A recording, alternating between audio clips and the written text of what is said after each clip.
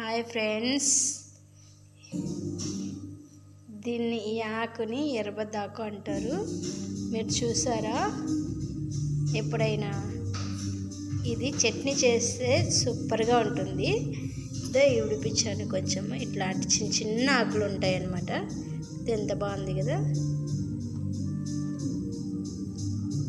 Hi అండి, మనం ఎర్రబద్దాకు చట్నీ చేస్తున్నాము.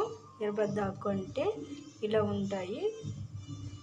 ఇలాంటిది చూసారా ఎవరైనా? అక్కడక్కడ ఒక్కొక్కటి ఉంది. ఎంతో ఇలా ఇలా ఉంటుంది. ఎంత ఓపికతో విడిపించానంటే చిన్న చిన్న ఉంటాయి. అవన్నీ విడిపించేసాను.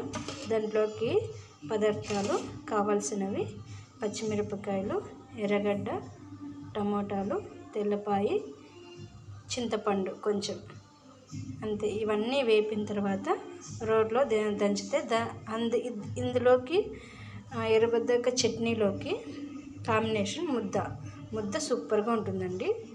సూపర్. మళ్ళీ వేపిన తర్వాత రోట్లో రుబ్బిన తర్వాత పెడతాను. వేపేటప్పుడు అంటే ఇంక కామనే కదా వేపేటప్పుడు. అండి, మనం ఇప్పుడు ఎర్రబద్దాకు చట్నీ చేస్తున్నాము. అందులో కావలసిన పదార్థాలు: పచ్చిమిరపకాయలు, ఎర్రగడ్డ, టమాటో, తెల్లపాయలు, చింతపండు. ఇవన్నీ ఇప్పుడు వేపాలి. వేగిన తర్వాత వేపే ముందు నేను మీకు వీడియో పెడతాను. ఇది ఆయిల్లో చాలా మగ్గాలి.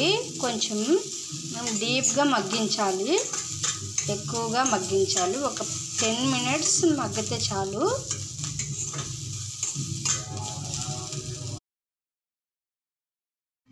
మనం రోల్ అనేది వాష్ చేసుకున్నాము నీట్గా.